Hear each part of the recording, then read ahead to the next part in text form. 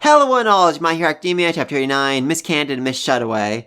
I just love this chapter opens up with Najir calling Ida Ingenium. Him, fully embracing his brother's name. Way back when, they all did the hero naming thing in class, he just wrote down Ida because at the time he said he wasn't worthy of calling himself Ingenium. But now he's, trying to live up those ideals, so that's how he's referring to himself in the field. I really just like that. And I just love, how they said, all right, anyone who can fly, go that way. Anyone who can't, go that way. And he's like, yeah, I'm going to break those rules and go help my friends because they taught me a valuable lesson. It really shows how much he's grown. Though anyone who's read Vigilantes knows that he is nowhere near as impressive or awesome as the original Ingenium was. He's just such an amazing character, and I love him. And I wish we saw more of him in the main series. Anyway, speaking of seeing more of someone, I like that we're seeing some more of Najir. I don't even know if I'm pronouncing her name correctly. She's always felt, like the Sakura of the big three. I mean, I'm not saying she's weak or anything like that, just, she hasn't really had any big moments. She hasn't really affected the story in any significant way that really, made her pop out, and this is her chance to do it. I mean, she was really mad in the one panel when she saw that Shigaraki hurt Ryuko, who was her mentor. She worked under her at the Dragon Agency, so yeah, she's gonna be very ticked off about that. I'm excited to see, hopefully she has a chance to shine here. Also, I am really hoping this is Shoto's time to shine as well. I mean, he basically caught Bakugo and Deku before they hit the ground, which, good on you, and confirmed they are still mostly alive. And I'm going to say that despite the fact that most Deku's bones are broken, Bakugo still looks like he's in worse shape, which is really saying a lot. He probably won't die here, I've moved on from that, but I'm still saying there's a good chance, permanently paralyzed, permanent damage. Maybe he has to give up being a hero because he stepped in and saved Deku. I could really see that being the case. And then we have Shigaraki and All For One, and they're kind of arguing. Tomura, you must retreat. You're not the boss of me. As he's gone, full spider demon mode. Yeah, that's terrifying.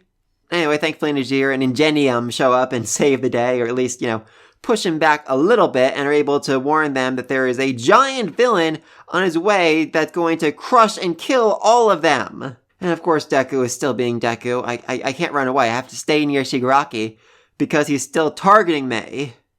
Yeah, that logic doesn't really make a whole lot of sense anymore, but alright Deku, you do you.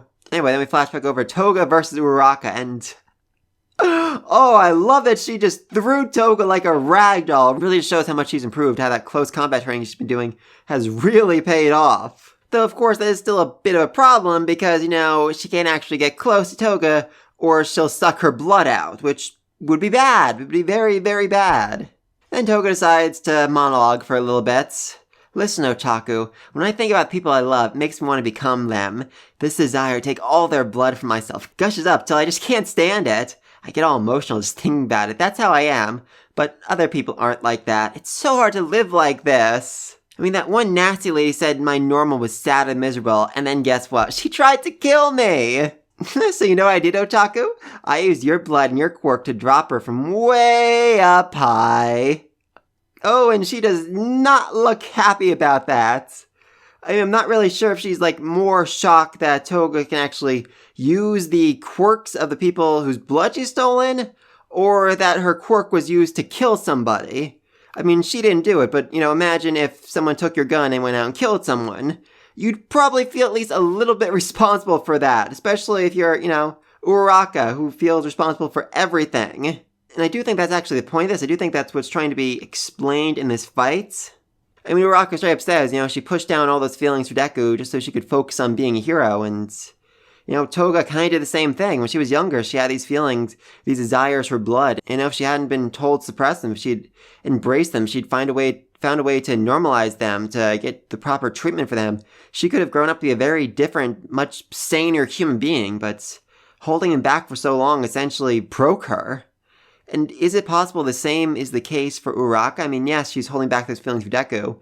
That's its own issue, but her entire life, she's been striving to be a hero for the sake of her family, for the sake of giving them an easy life. Is it possible that she has her own feelings, desires, emotions that she's, been suppressing, that she hasn't been giving the attention they need, and because of that, there's something inside of her that's, that's broken, and she isn't realizing it, she's just not accepting it?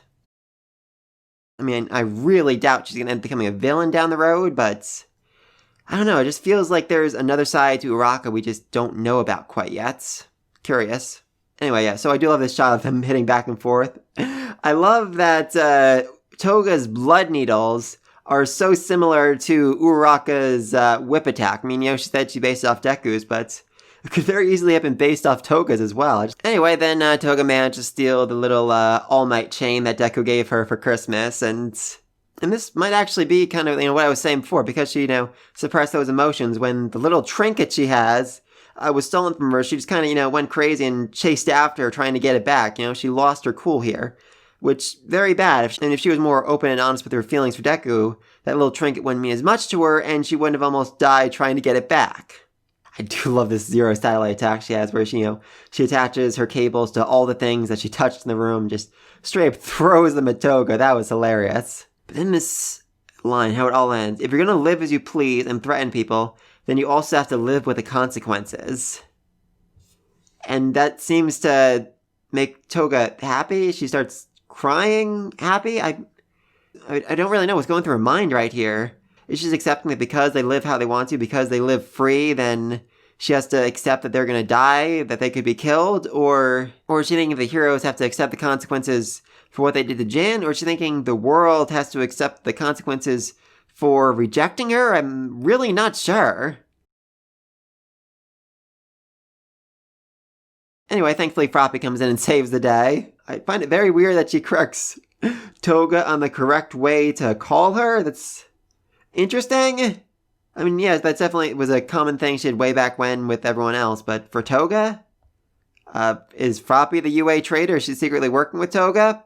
Probably not. It is definitely interesting, though, that she left behind the All Might figure for Uraraka. She gave it back to her, so I don't know. I mean, in her own weird way, she does like her. She does care about her, but she's just so demented that doesn't actually mean what it would mean if you or I liked or cared about her. Very, very bizarre. Anyway, then Giganto shows up, and it's very, very, very, very bad for literally everyone here. I mean, Giganto would certainly straight up just step on everyone and kill them, and that'd be the end of things, but I don't think that's going to be the case. I think that's because Giganto was able to smell All For One inside of Shigaraki before. Maybe he can hear his voice now, and he'll listen to his old master's orders to get Shigaraki out of there to protect him, to make sure that he gets the ability to heal and grow and mature somewhere in hiding, giving everyone else also the chance to grow and mature and find new ways to fight. Get ready for round 2 of this, whenever Shigaraki returns for the true final fights. I'm curious.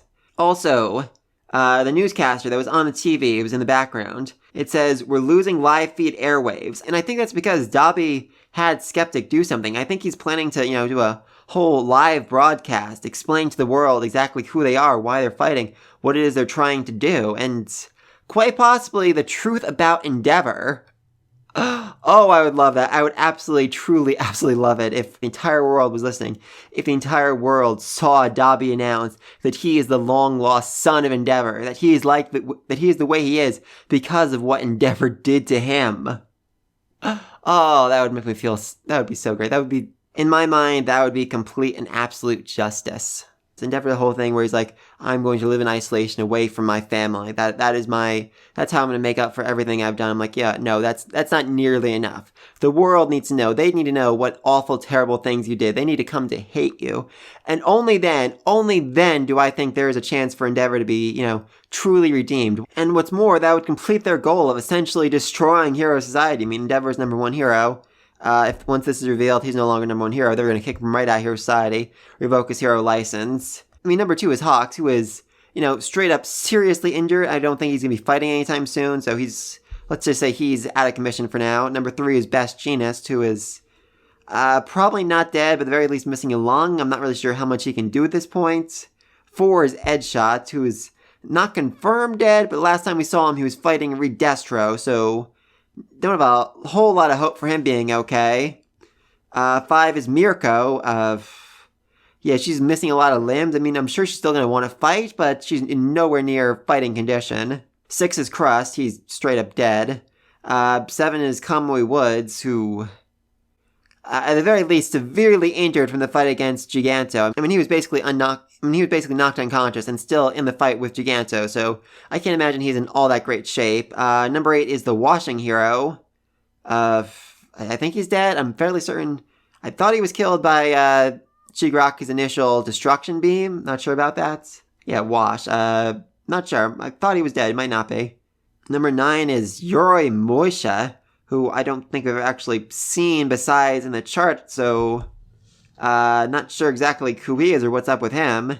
And then number 10, we have Ryuko, who is, pretty badly injured in this whole fight against Shigaraki. So, yeah, if Dabi can discredit and defame Endeavor enough in this moment to make the hero society, to make the world turn against him, that's basically it. The top 10 heroes of Japan have essentially been defeated, are no longer in fighting condition. That's game over for the heroes and a complete victory for the villains.